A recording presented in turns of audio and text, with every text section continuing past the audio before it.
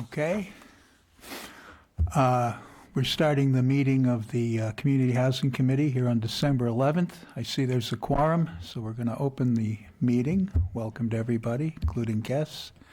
This is to formally advise that, as required by Massachusetts Law, Chapter 30A, Section 18 to 25, pursuant to Chapter 20 of the Acts of 2021, an act relative to extending certain COVID-19 measures adopted during the state of emergency signed into law on June 16, 2021. It's extended by Chapter 2 of the Acts of 2023. The Community Housing Committee will hold a public meeting at the time and place stated here in this notice, which is right now. The public is welcome to attend either in person or via the Zoom link published on the agenda with the town clerk and on the town's website with a minimum of 48-hour notice to the public. This meeting is being recorded. Now, the first order of business on our agenda is a presentation regarding the housing bond bill update and a discussion of that. So, if I may, Mr. Chairman, so our state representative that represents part of Yarmouth, not all of Yarmouth, but part, is Christopher Flanagan. Right. State Rep Christopher Flanagan has offered to meet with us and give us an update about the housing bond bill. The planning board is very interested in our committee, taking the lead, but to be involved in kind of like that discussion going forward, especially about any type of zoning. So again, Chris did email me back, said he couldn't be here today because he's got scheduling. He's got things to do up in Boston. So I turned it around. I said, well, when are you regularly in Yarmouth? Sometimes representatives, state senators and state reps have office hours, that kind of stuff.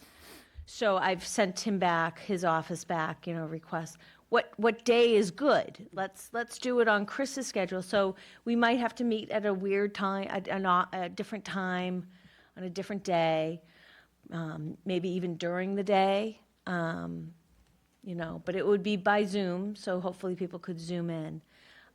Just to have him give us and the town basically an update about the Housing Act, the bond bill, and if people want more information, how they get more information, if they want to get involved in the public hearing on this or participating somehow in the public process that happens up at the State House, how that happens, how people get involved. If the town were to kind of give an official statement on some type of proposed legislation, it probably should go through the select board. But again, if that happened at the select board level, they'd probably be looking to this committee for some type of, direction on that. So I'm trying to get that all together, and it feels a little slow because we haven't been able to get a good time with our state rep to kind of make that happen. But that's the update I've got. May I? Lee. How can we find out more about the housing bond bill before or prior to a meeting with Chris? So a good place to start is in your packet. There is, it's called the Affordable Homes Act. And it was introduced on October 18th by Governor Healy and Lieutenant Governor Driscoll. So, if I understand this right, pieces of legislation are introduced by members of the state Senate and the House of Representatives, but also the governor can introduce legislation as well. And so this is what I've been calling the housing bond bill, but right. It's the Affordable Homes Act. It was introduced by the governor in October, and it's a bond bill. It's a significant amount of money. And it would last us hopefully 5 years. So it's an aggressive spending program on housing, which is a priority for the Commonwealth, but it also has policy initiatives, regarding accessory dwelling units, statewide housing plans, local option transfer fees, which is kind of like a a surcharge on the sale of certain properties over $1 million, inclusionary zoning, surplus public land, et cetera, et cetera.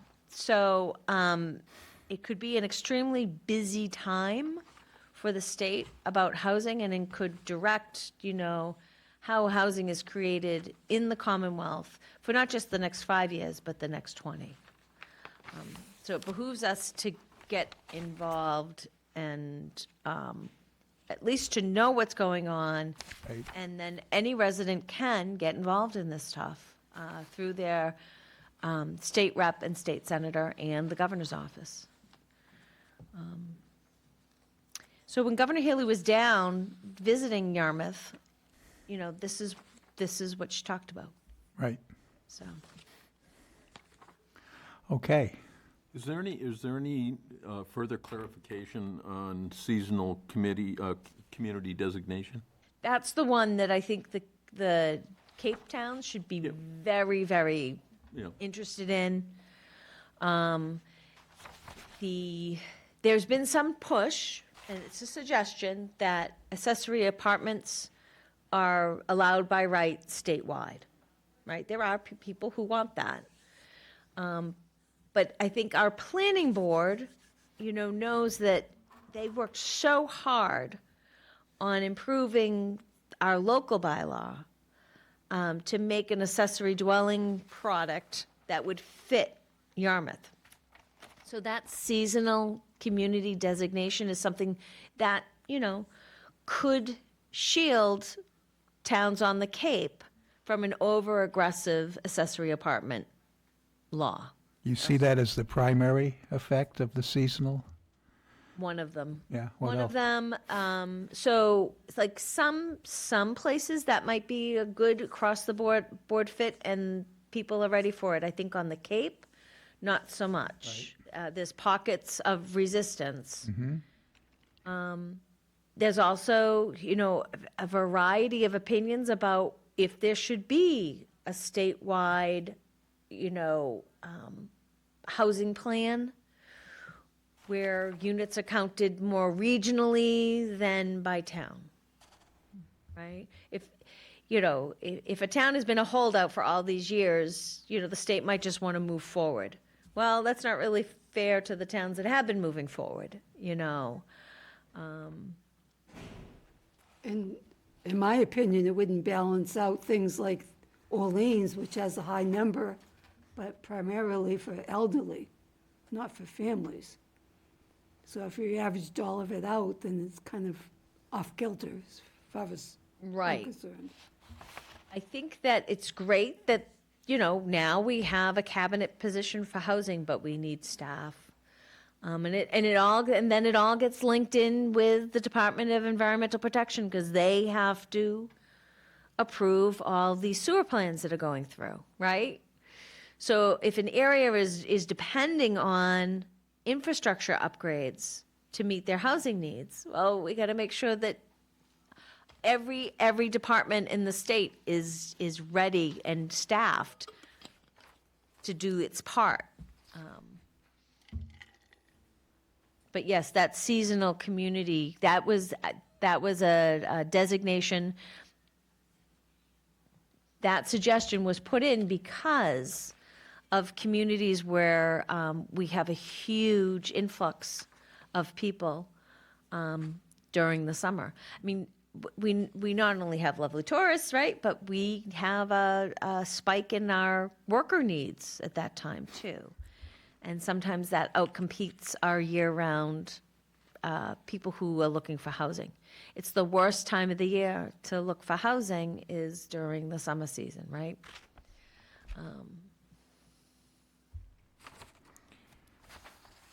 Yeah, so it occurs to me, I don't know what stage this whole gigantic act is in the Mass Legislature, and it behooves me to So find out, it's changing. So the bill went into, it was filed. October 18th. And I apologize, I don't, it was filed, but I'm not sure if it was filed with the Senate or the House of Representatives, do you know what I mean? Like, or both. And then then everybody up there starts to talk about it, and debate about it, and prioritize this, that, and the other thing. Yeah, so I have no idea if it would be passed as a huge block, the way it Oh, was yeah. intended, or whether it would be radically changed by all the Right. back and forth, you know? Right. Not the faintest idea, so I can probably follow that in some way, yeah. But I'm not up to speed, so I'm glad you reminded me about this. As a resident, Yeah. your best bet to follow this is the office of your state rep and your state senator. That's right, Do you know what yeah. I mean? Those are the people and their aides who Right. track these things day in and day out. That's right, yeah. But yeah, that's why we're trying to get Chris in here. So to we're talk to hoping us. that Chris Flanagan could come maybe next month or something like that to, I've put out next January. year, we might say, yeah. Yeah, I put out January, but I also said, and forgive me if I'm misspeaking, but, like traditionally Fridays is the day that they do constituent work. I see. So we might have to meet them, the meeting might be if like a Friday afternoon instead of our working groups, Okay, that kind of thing. all right. And we can all zoom in from wherever we are. We can all zoom in where we are, Zanzibar, but we'll South try Africa. we'll try to get a room where we can have the good Zoom and broadcast it live and, I mean, he offered to come in and talk to us about it. Good. So I think we should, We need to jump on that, yeah. we do. I mean, we don't want to, even the money part, right? Yep. We want to make sure we're going to bring on the housing product that's going to get funded, Yeah. right? So. So we'll go on to the next item that you have, which is the Soldier On organization, right, Mary? Yes. And I see in your packet you included a brochure from them that shows a lot of their successfully built projects. Yes, so these are the products that they have. They're mostly in Western Mass. There's one in New Jersey, I see, yeah. Yeah. And they have been very successful in getting money from the state for these developments. What I like about their program is they admit right away, they service homeless veterans, but they admit right away that this is permanent housing, right? It's not transitional Right, housing, it's permanent housing. And they want to develop complexes that have a little job associated with them, so that people that they're housing have some type of economic opportunity. And I think I talked about that a little bit. you did, yeah. Make sure they have a van so that their clients that can drive and are qualified to drive can drive and be paid to drive local people to medical appointments. Isn't that a nice thing to do? So, because I guess Medicaid pays for that transportation.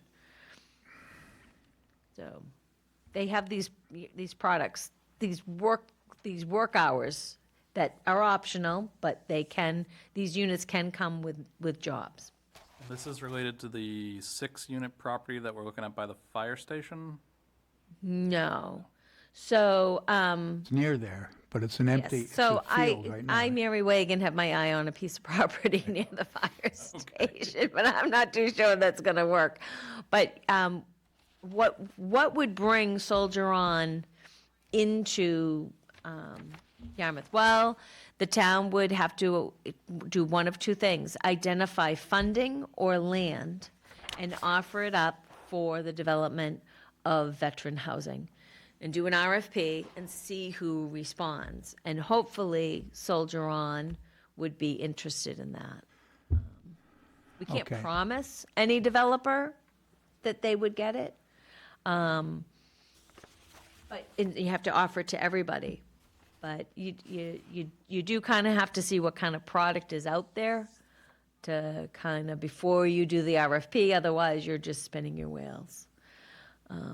So there might, the Cape and Islands Veteran Outreach Center would definitely get a copy of the RFP and asked, if we had this parcel of land for veteran housing, what would you do there? That kind of very general RFP. You never know, you might get two really good proposals. This would be all through the Affordable Housing Trust. You might get two really good proposals, or you might offer up acquisition money for them to go out shopping for land. That would be a good place for veteran housing. And it could, Soldier On does homeless. They house homeless veterans. But doesn't necessarily, we don't have to say that in the RFP either. We can just say veteran, affordable housing that serves veterans, including homeless veterans. And they come forward and tell us what they could do. And then the trust goes through and they compare everything. Once in a while, they love everything. They fund everything. But typically, they fund the most advantageous,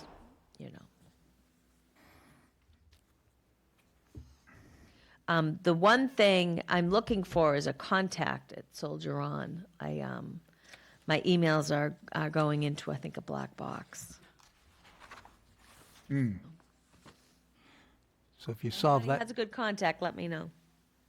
so if you did make contact, how would this committee Oh, I'd have a into guest it. speaker. have a guest speaker? Yeah. Yeah. Yeah.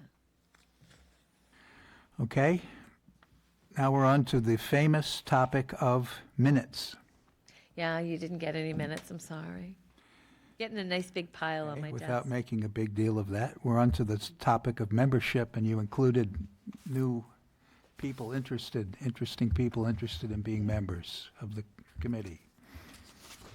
Yeah, so Masha's resigning. Thank you very much, Masha, for Hey. spending this last year with Going us. far with Habitat, That'd be great. which I've been doing all along, but I've just kind of overcommitted, I think I explained to you, in some areas, and unfortunately, this time of day is really not a good time for me, so I'm an early morning person, so I'm getting involved. Their Habitat just started building 2 houses in Brewster, so I'm working over there on Saturday mornings, and so, but I'll be around, because I'm very involved with Habitat, so I'm looking forward to them building here in Yarmouth. Yeah, that would be great. Yeah, it's been a while, so, Is We're that due. construction, that Red Top Road yes. one? Yeah, Yes. interesting, yeah. In Brewster, yeah. Well, We have 2 talent bank forms in your packet. One is Gregory Wheeler, who's here today. I don't know if you want to recognize him. He can Mr. come up Wheeler, and introduce good to have you himself. here today. Sure. It's Greg, by the way. Greg, Very informal. Gregory Wheeler, Greg, Greg. not Gregory, Greg. My mom calls me Greg when she's upset with me, Right. which tends to be often. Hello, everybody. Thank you. So, so I'll just review this just real quick. Greg came into town hall maybe about 3 or 4 weeks ago and introduced himself and said that he knew me. We had met before. And I'm like, from where? And he said, oh, that he works professionally in housing for the Bourne Housing Authority. So why don't you tell us a little bit Sure. about all the housing stuff you've done? I've been working in housing for, almost 40 years, 35 years. I started up in the Framingham, Marlboro area, selling real estate, renting apartments. I then went into the city. I worked for Boston University for 26 years in their property management office. It's a little strange. These aren't dormitories. Boston University bought up a lot of property back in the 80s. So there are residential apartments throughout the neighborhoods, and we rented them to faculty, staff, things like that. So I spent a lot of time there. I was the executive director of the Bourne Housing Authority for a couple of years. That was very eye-opening as far as the waiting lists and the number of people who are desperately trying to find housing, dealing with some of the people in the town of Bourne who wanted to put their head in the sand, that there is not an affordable housing problem, reminding them that when they drive down the canal and they see those people in the vans, they're not fishing, they're living there. It was a very productive 2 years. I was a member of the Bourne Affordable Housing Partnership. I ran monthly board meetings, so I understand the importance of community participation.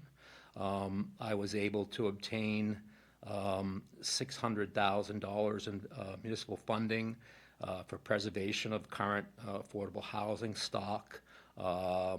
And I worked with both POA and HAC in getting the Cape View project running. That had been 20 years in the making, and we got that approved a year ago, and funding was just approved last month. So hopefully they'll be doing some groundbreaking this summer there. So, and I moved to Yarmouth about 12 years ago. That's when we first met, Mary. There was a affordable housing some seminar that I attended. Okay. Anyway, I've always housing is just something is important, especially if you grew up in Massachusetts. Saving money for a down payment is hard enough. Then making the payments, finding something, and we all know what's happening with real estate right now. After COVID. So that brings me here. I've been here for 11 years now, and I want to try and get involved and do what I can to try and help my neighbors out. Thanks. So I'll let our select board member, Dorcas McGurran, know that you came here. And unless I hear from you, I'm going to go forward and tell her that you're interested in joining the committee. And then, the town administrator's office takes over from here, and they arrange an interview with you and Dorcas. Fantastic. Is it okay if I stay? Yeah, Oh, great. Please. Thank you. thank you. The other person who submitted a talent bank form is Mackenzie Perry. She lives in South Yarmouth. And she is currently the Deputy Housing Director for the town of Provincetown. From 2019 to 2023, she was a case manager at the Homeless Prevention Council. So we're getting quite a powerhouse here, folks. Yeah. And Greg, just to let you know that sometimes we have working group meetings in between these meetings because those conversations were getting lengthy. You know what I'm saying? And about how we have one for housing production and one for education and outreach. So we're set on that. Thanks for coming again, Greg. And not that you're supposed to leave now. So that brings us to new business and the report on the site visits that some of us made this morning to 25 Wampanoag Road and to across the street here on Route 28. And what do we want to say about that?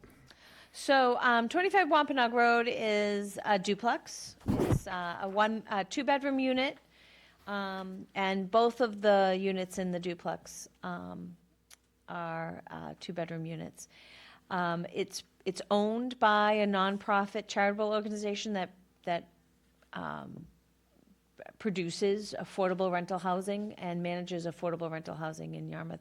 And the name of the nonprofit is Building Dreams, and the primary person there is Michael Williams. So we went to a site visit earlier today at 1:30.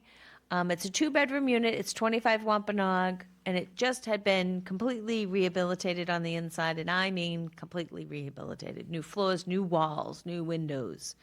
I bet the ceiling has been done. A brand new kitchen and a brand new bath. He did.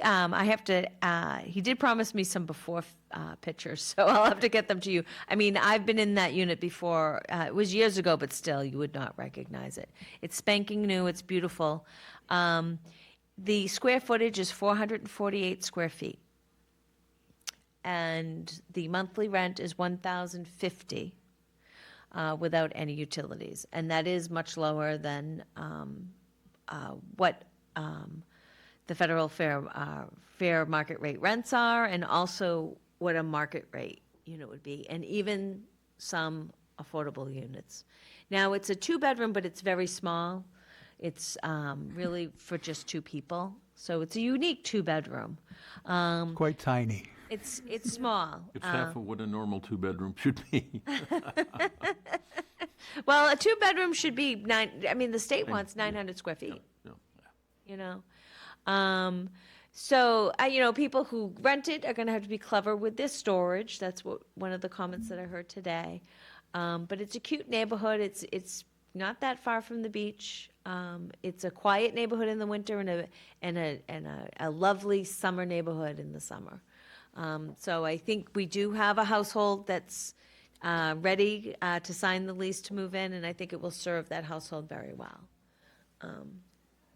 So the other side, 27 Wampanoag, is also owned by Building Dreams and is an affordable unit, but we weren't ready to go into that unit today.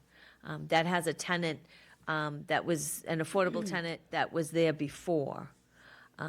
So we'll just have to depend on Michael to give us pictures of the inside of that unit. But again, that unit got new windows, new roof, the trees that were kind of encroaching on the property are down.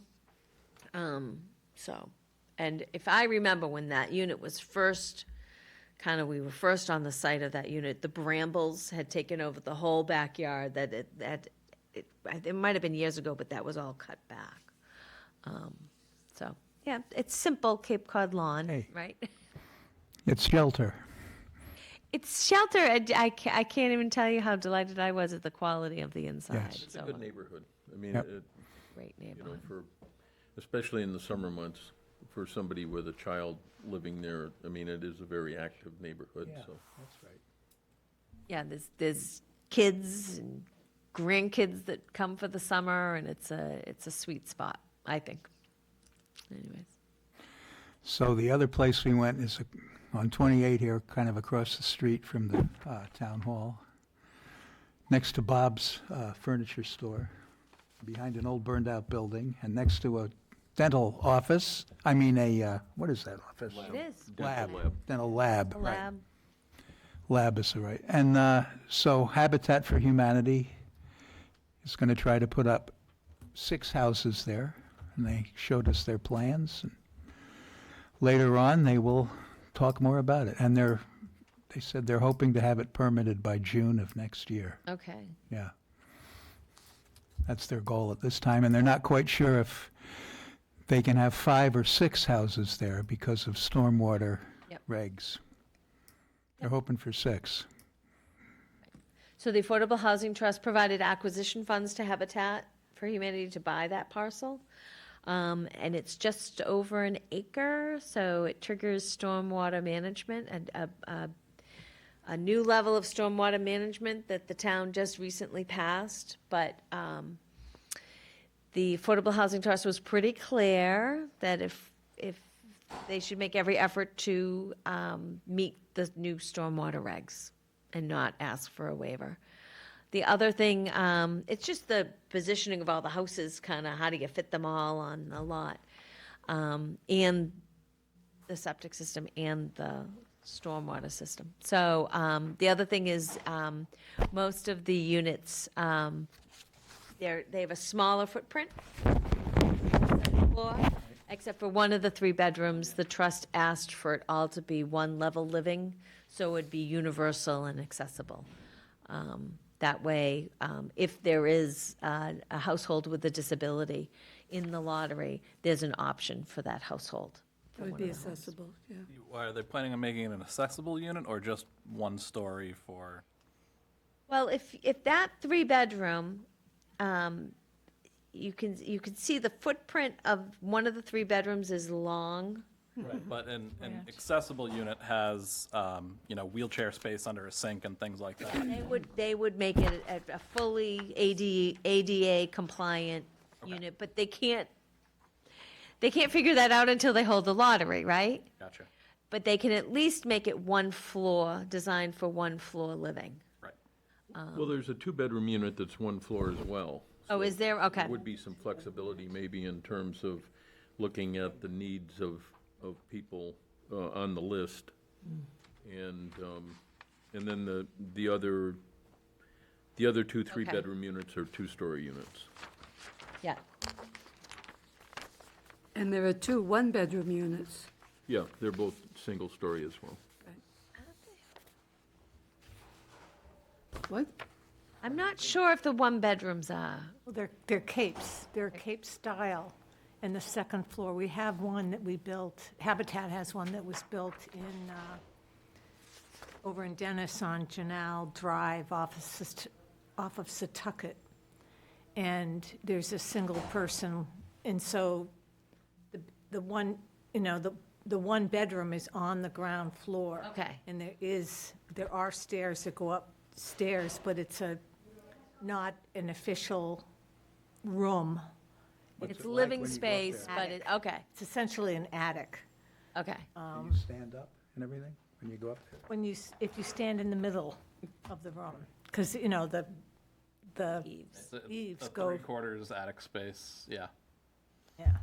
I wasn't aware that they made single dwellings. I thought they mostly They don't, concentrated you're families. right, Lee, they don't often do that, but when they have space constraints, like the lot over on Janelle, there are 2 houses on the land that they were able to get, and they were able to put a 2-bedroom in and the 1-bedroom. It wasn't big enough to put a 2-bedroom, because most of their homes are 2 and 3 2 bedroom. and 3, because they're mostly families. Yeah, So the Yeah, one-bedrooms. The one-bedroom footprint is the same size as the three-bedroom footprint. So Okay, that's- yep. That's why I was surmising that it's probably a single-story unit versus Yeah. the three-bedroom having maybe a bedroom down and 2 up or whatever, but. exactly. That's what they do. They Okay. put 1 bedroom on the first floor and then 2 upstairs. But the 1-bedroom ones have the bedroom on the ground floor. Thank you. That's what I wanted to hear. So there's a lot of options in terms of accessibility if Yeah. there is somebody that needs that. It's important for Yarmouth. This is not on the new septic line area. It will be. It will be. It will be. Yeah. But it'll wait a while, Okay. years and years and years. So they're going to have to design it so that they can hook up. Gee, it's on Route 28, so maybe it'll only be years and years, not years and years and years. So that brings us to, Okay. yeah. What were you going to say? It's a great location. It is a sweet location. I mean, with Yeah. just the businesses around it and that sort of thing. I'm with you. I like the fact that they don't have, they go on Wood Road. Wood Road as opposed to That's right. right Yeah. off of Route 28, which means you still have to go out to Route 28, but not quite the same as. From your driveway, yeah. I'm thinking about the burned building Next door. that used to be a dentist's office, I believe, right? Didn't it? An orthodontist. Yes. There's a sign that says an orthodontist. I've noticed it so many So times. Isn't that that's kind of a Dilapidated. gray field type situation or a, Well, Beth said she was checking on it. Yeah, Beth's working on it. Don't be surprised. Beth. she's clearly a Pulls dynamic rabbits out of her individual. hat. Yeah. Old business, the housing production, the newly adopted housing, well, it's not quite adopted, right? It has to go through the planning board again, but the select board approved it, Yep. right? I got that straight? So we went, had a visit to the select board last week, and we had taken all of their comments from the last time we met with them in August. We incorporated it all into the plan. They received the plan, they reviewed the plan, and they voted to approve it contingent on, another vote by the planning board. The reason why it's going back to the planning board is the state requires an affirmative vote by both the planning board and the select board. And there's been some changes on zoning in there, so the town planner, ask that it go back to the planning board for another look. It's not huge and significant changes, like to zoning. A lot of it is just updated or or zoning, new zoning based on the select board's comments on mixed use, Yeah, right? And so that's something that the planning board is going to need to be involved in. If we do a mixed-use bylaw, for example, the planning board should really have an opportunity to talk about that now, not later on. So that's why we're going, but we think I don't think there'll be significant comments from the planning board on it. Do you project, when will it go to the next planning board committee, and when will that be? Yeah, they meet the first and third Wednesday of the month at 5:30. So I have a conflict on the first and third Wednesday of the month. I sit on a planning board in my town, and the meetings start at 7. So that's what I'm trying to get them some dates that I can come. You'll just keep us posted? Yeah. Because they might have some public hearings already. Like, if they started at 5:30, I'd be fine, but they might have some things already scheduled with a 5:30 start, like public hearings, which they can't easily change. So I got to work that out with the town planner. And I'll let you know, so if you can come, that would be great. okay. Then it goes up to the state, and hopefully it passes that review. And then we're done. All right. What do we have to say about education and outreach, Mary? I got a suggestion from Myra to publicize that the HPP has been adopted, but I think we need to wait just a little bit longer. Not quite there. Good suggestion, though. It is, it's Keep it in mind. yeah, yeah. Okay. Affordable housing standards, that's part of the packet, all the new language Yeah. added and Myra- a little bit of language crossed out, yeah. Yep, Myra reminded me that there was a few things that she had highlighted that I had to change, which I will. I emailed you back, Myra. Oh, okay. I think the only thing we're kind of still working on is page 4, just if we had any comments on, the minimum size. So today, people saw a unit that was 448 so basically 450 square feet. If we had any comments about the sizes, minimum sizes and kind of like required counter space and minimum circulation. So I don't know if I'm not sure that the unit that we saw today would comply with these. It wouldn't, They I would don't think. Would not,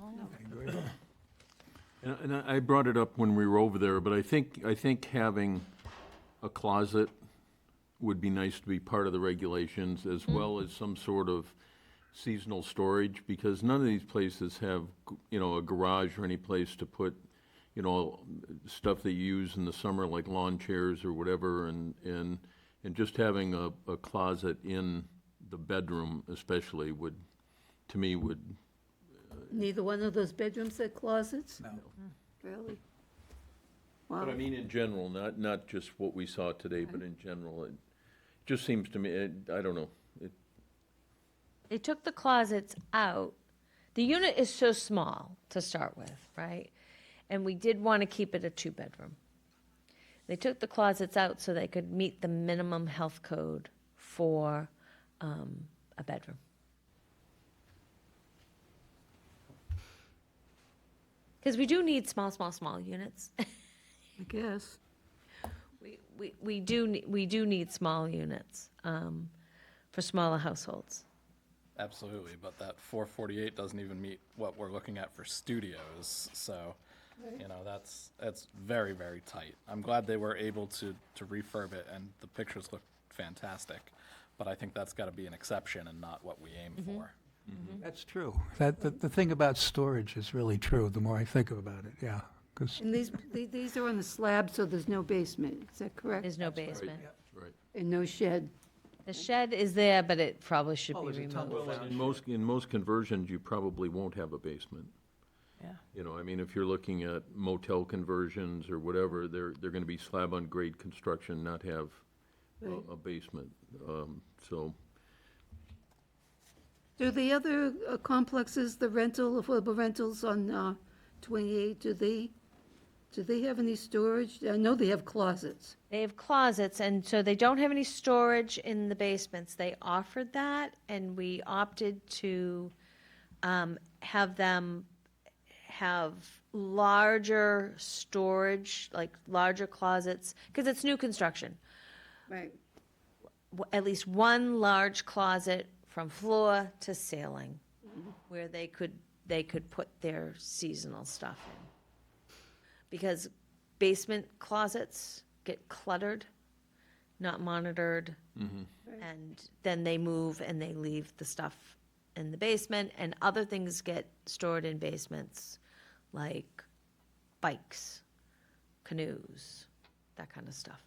Larger things get kind of stuck there. So we decided to try out this model where all the storage is within your own unit. So we'll see what happens.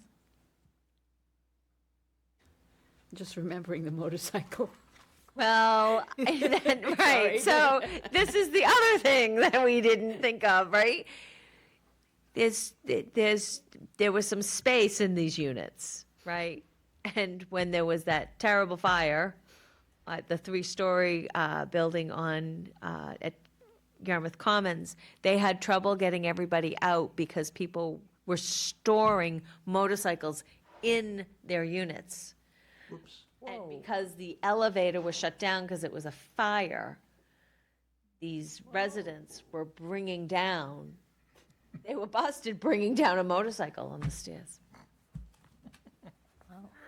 They didn't want to lose the motorcycle in the fire. And there was a real fire. It wasn't like a fire drill. It was a real fire.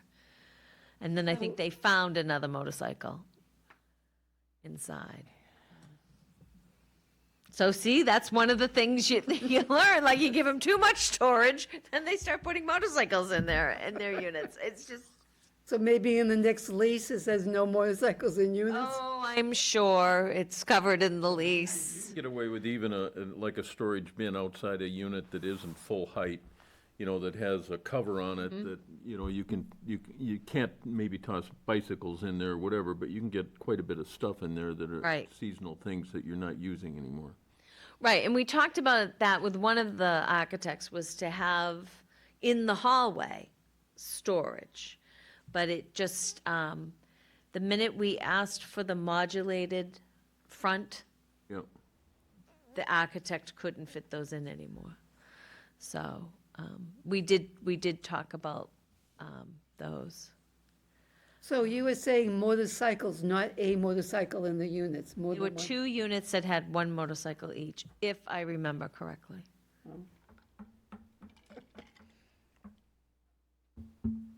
And these are places that get inspected. They're places that get inspected, and they probably, if they had an inspection, they probably would have been able to get the bikes out of there. But see, the elevator wasn't working during the fire. They were trying to evacuate everybody, so how can you hide bringing a motorcycle down the stairs, down the stairs? And I hope this is not an urban myth. I hope this is, what I heard was true, but yes, Well, this storage is interesting. Just to be clear, this is just something that you heard. You haven't verified it. Okay. How are they coming on repairing the damage? There's still units that are closed, and there's still, I think if you go by the building, there's still a window that's boarded Plywood? over. Yeah, Yep. So, it's been a while. it's been a while, but there was a lot of damage. Water damage. There was, and where the fire was, it really impacted the electrical system. Oh, I see. Okay. Where are we at here? on our agenda. So if you guys are fine with the standards, if you, I mean, standards are, these are Board of Selectmen policies. They're not, They're not bylaws, number one, not right? bylaws. You don't need a special permit to waive them or a variance to waive them, right? They're what we're looking for. You can say no to a development because of, if they don't meet these standards, you can say no. You have something to hook your hat on, right? But you can also waive these, and they've been waived before. In particular, in the standards, it talks about we do not want every single unit in a development to be an affordable unit. We want mixed income. And that got waived for Yarmouth Gardens and Yarmouth Commons. So you can waive them, but it at least when we were meeting with the architects for Yarmouth Gardens and Yarmouth Commons, we at least had something we could point to and say, this is what we're looking for. So that really helped. And it also, it does prevent sheds from becoming a housing unit. Okay, Yeah, I think those are all reasonable sizes. Yeah. right. So what I'll do is You're gonna have to be somewhat flexible, going forward, but I agree with Josh that, we should be we shouldn't err on the side of being tiny too often, I guess is one way to put it. But, because once when you do start, especially like motel conversions and things like that, you're dealing with sort of fixed units that are probably 22 feet by 11 feet. You're dealing with modules that you can tinker around with and you can combine them, but to get and they're actually fairly efficient when you do that. But we're just going to have to look at it on a case-by-case basis. And right, and if something is really small, it's in here now, you can say, well, here's the rent we're gonna go to 65% area median income, right? That level of affordability for the rents. Well, you didn't quite meet, our square footage. We're gonna take an extra percent, or 5% off your rent. And then there's language in here that carries through into out years. So there's things you can do. Sometimes, and we're not going to, I don't think we're going to see many of these anymore, but like John said, it was existing motel buildings that were converting to year-round housing. So there was you had to waive some of the requirements. Absolutely. But it helped get some of the, then we could say, well, okay, we're going to give you a break on that one bedroom, but that means we want the larger two-bedroom in the complex. You know what I mean? Like you were able to push for the two-bedroom that was good size. So do you still want on page 7 to say that meetings of the Community Housing Committee are held on the first Monday of the month? Or do we want to put a little usually in there or something? Usually we've actually been meeting a little later in the month than that. Right, yep. So I'll probably just say the housing committee meets monthly. Perfect.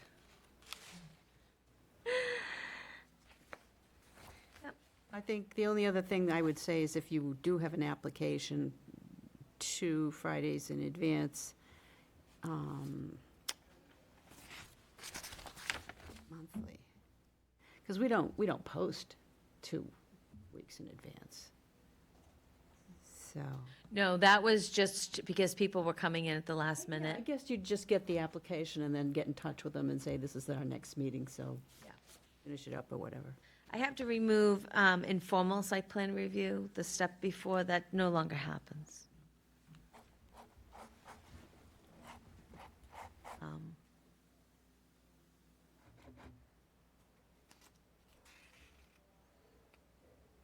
It's only formal site plan review. Which comes after us. We really should have it before us. Okay.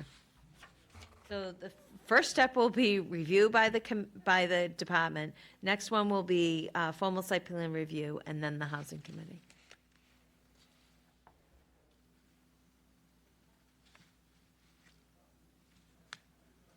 All right, I'll tighten that up.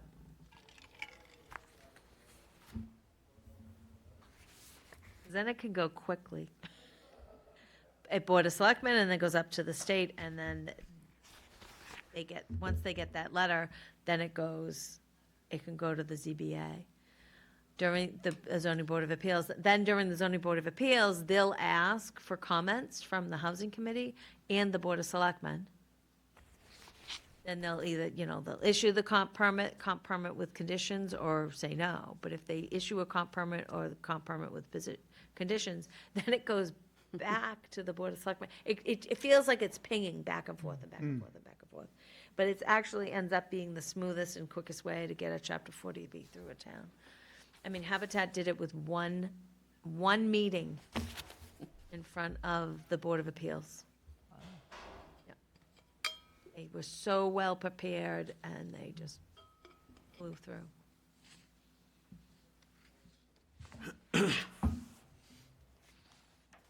So I'll make those changes, and Myra gave me some suggestions, some grammatical stuff, and then I'm gonna send it to the Director of Community Development and our town planner for comment. Then it'll come back here for one more review, and then off to the select board. It's a select board policy. So we have any other discussion of the housing standards paper document? Really good job. Yeah. Thank you. Well, it helps to have something in writing. I think we're gonna get a lot of inquiries, and it's just nice to say, this is what we want. So they don't feel it's just Mary Wagon making stuff up. What do we want to say about the zoning bylaw, affordable housing zoning bylaw? Yep, so the the planning board is, they just had a great, town meeting, their ADU bylaw passed. We have an affordable. Skin of its teeth. 8 votes. Yeah, something like that. Every vote matters. So we provide we require affordable housing for developments that create more than 4 new residential units. Right? And the developer can provide it on-site, off-site, or via a cash payment in lieu. And that cash payment in lieu calculation, which is on page 106. How did the $100,000 come about?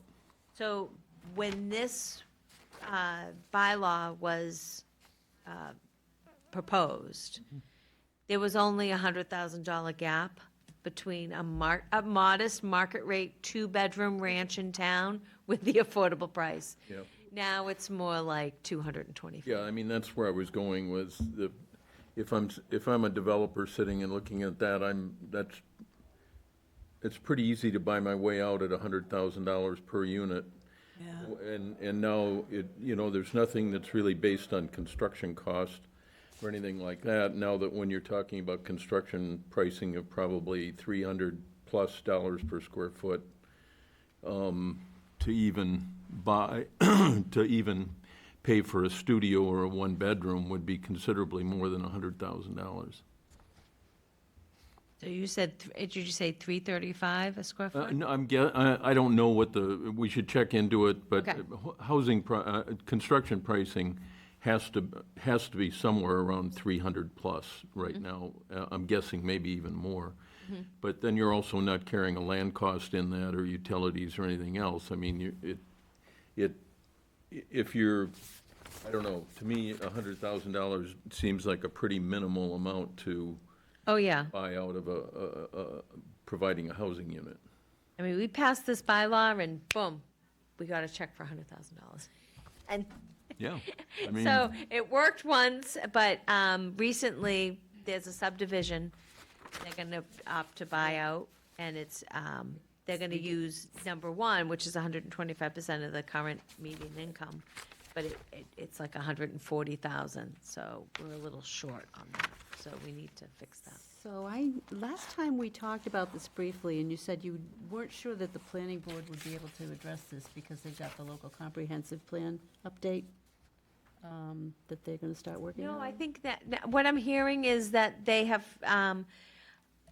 they don't want to do too much zoning, Okay.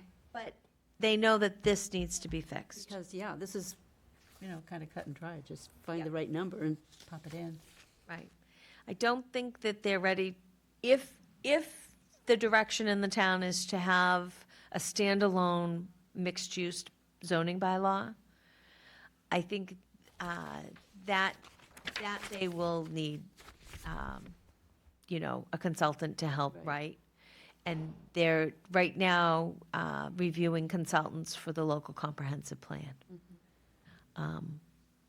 The town just got a grant from the state of $100,000 to look at the possibility, to study the feasibility of a mixed-use bylaw for the town. And I'm hoping that that $100,000 can get us the model bylaw out of it, too. Is it possible to just change the number and nothing else for Oh, yeah. next time town meeting? Oh, yeah. Yeah. Yep. Right, right, number two will probably be about $225,000. Number one, whatever the area median income is, I'll back calculate that. So it was set like that so that as the area median income went up, this number kept going up. But if it went down, there was always a base number that you couldn't go below. And they, just for inflation, they need to be changed. And just looking at it, I'm like, I understand where it came from, but using current median income as opposed to cost to build. I know. Cost to build, I don't know if I can get, we want to link it to some number that the federal government publishes on a consistent basis, on an annual basis. And they do, publish the median income number. Yeah. No, I can see why it's being used, but. I think right now it's like $95,000. You know what I mean? So it just doesn't, we need to bump up that 125%. One of the planning board members is Peter Slovak. I don't know if you know him, but he's, he does appraisals. So he just sent me the official median sale price for the town. Like, you can go online and Google and da-da-da-da-da, but there's like an official one. So he just, because they got the HPP that the select board approved. And he goes, oh, Mary, you need to update this number. And he gave me the number, so.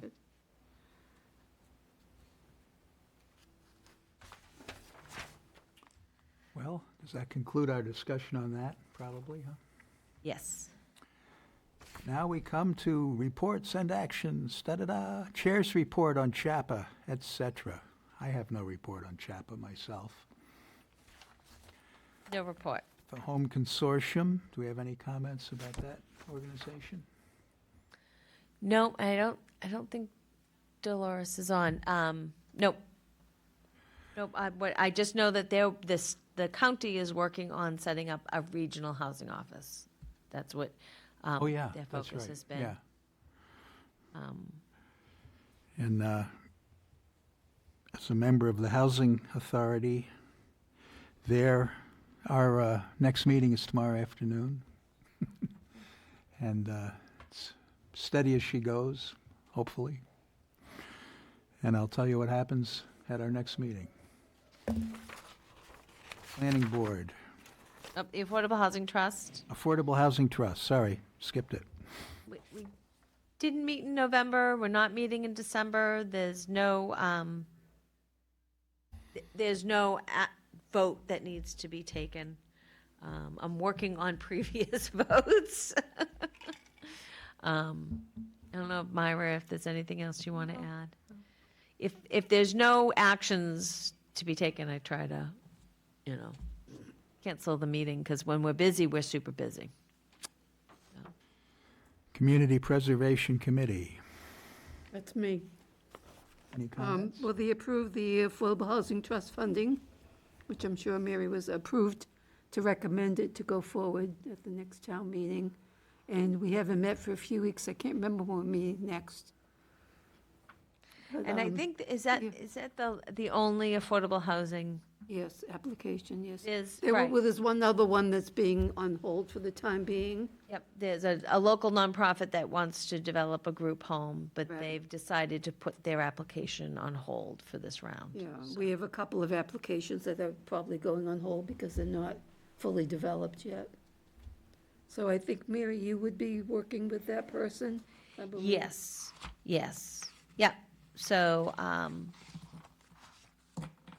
yeah, so sometimes when I meet with somebody, I tell them to send in a letter of interest to the Community Preservation Committee, just to see, just to let the committee know what people are thinking of, applying this year, next year, or maybe in an out year. And this applicant, made an attempt to complete the application. So it was kind of like a letter of interest and a half. It was like, so, but I think when they're ready, I'm available.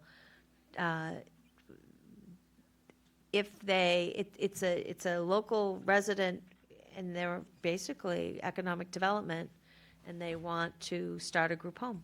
They want to start a nonprofit that services and houses disabled adults. But the issue is who's going to own the property. There's a lot, right, Yeah, yeah. So there's a lot to there's work out. It a might, lot to it work might, out. it might get completed, but right now it's not quite ready for prime time. They might need to partner with an organization that has that type of program already. We'll see. We'll figure that out. Well, okay, that concludes that. The Department of Community Development. So what I sent you was, I put on your table a decision from the Board of Appeals.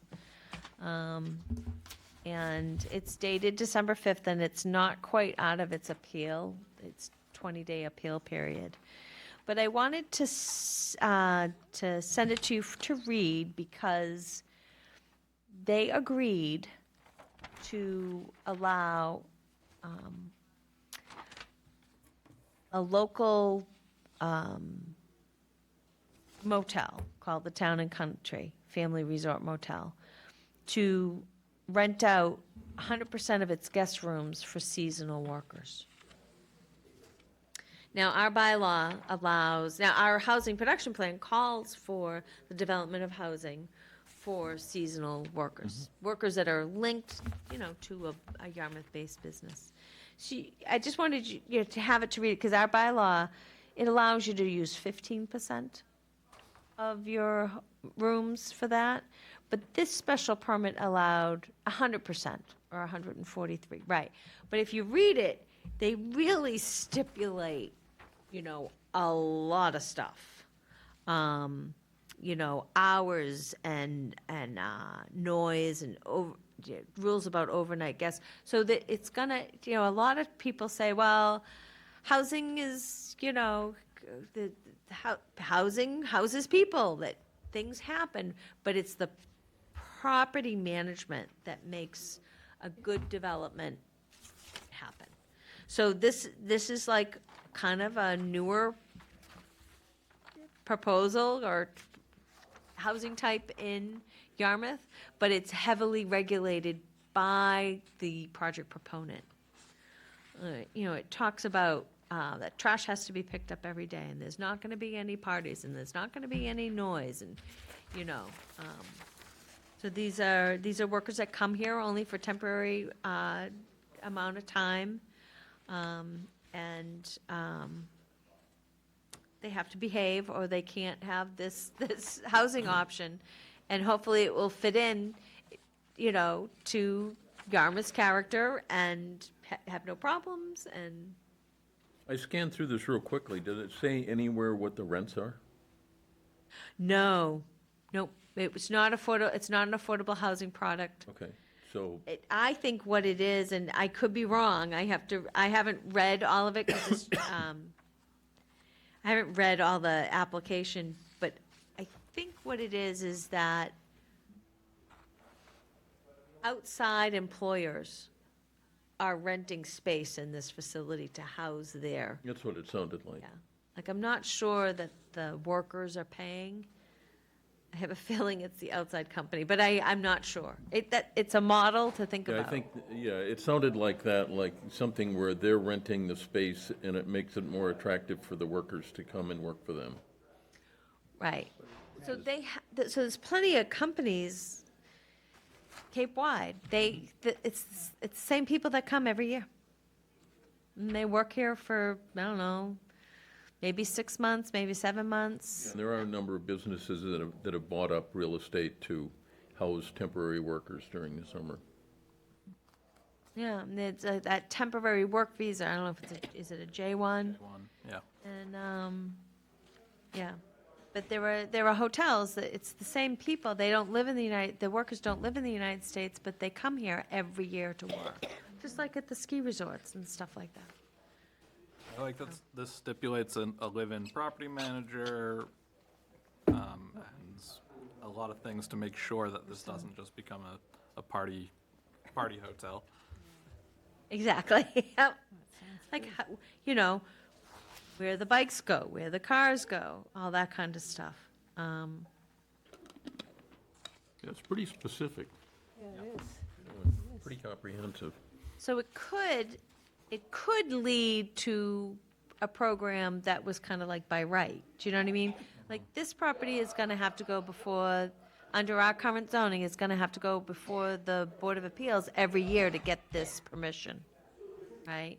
And that's really good, because then it's strict and it sets the bar. Right. But you can see how it could develop into something more permanent.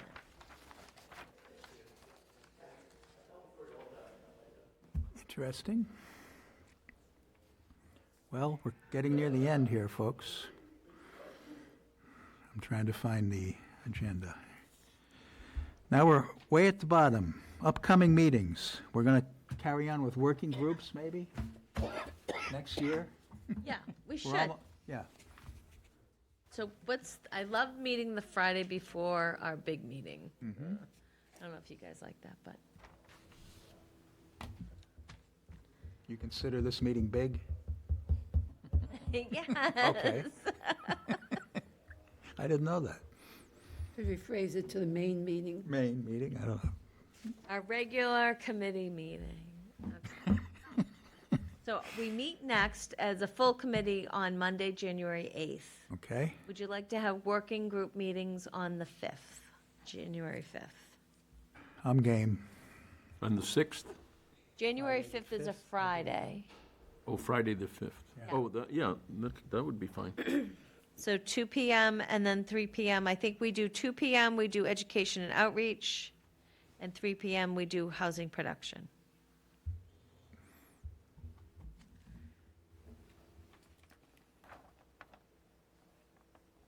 And then if I hear from any of our state reps or a state senator that want to come and meet with us about the affordable housing, the Affordable Homes Act, i.e. the bond bill, I'll Yes, let you know. yeah. And then our next regular meeting is January 8th, Monday, January 8th at 3 PM. There's a good chance I will not be able to make that one. I have a state auditor coming down for work that day. And depending on how long they're in the office, I may or may not be here. See, some things are even bigger than this meeting. Yeah, speaking of the reps, we have Chris Flanagan. What about Senator Seard and Yeah. Kip Diggs? And then it's Ca- Kip Diggs, should we yeah. invite I mean, them I in some can, way? that's the other thing I can start make doing sense? is reaching out to their aides. Yeah. Kiptig's Julian, is that his name, Julian? Julian Sear. Julian yeah. Sear, yeah. So And, no- and sometimes the aides have actually written part of the bill, so it's kind of, that's one thing I've learned throughout the years. It's like, okay, if the aide takes the meeting, because sometimes they're the most Right. up to date on something. I would like it to be one of your elected officials, though. There's other groups that are doing work on this, like CHAPA, but I think it's important that it's your elected rep or senator. So you reach out to Sears' office and I can. Diggs's office? Yeah. Seems, I've only been reaching out to Representative Flanagan's, but I can if you think it makes sense, yeah. Julian's here. Seems like, yeah. He's a pretty personable character, right? Senator Sear. And very high-tech, very, Yeah. knows all the technical ins and outs of these bills, so. All right. I don't think we have any more business in front of us today, do we? Nope. Okay. Why doesn't someone make a motion to adjourn the meeting? So moved. Second? Second. Second. Okay. Does this have to be a roll call vote? No, because you don't have anybody online. All right. So all in favor, say aye. Aye. Aye. Meeting is adjourned.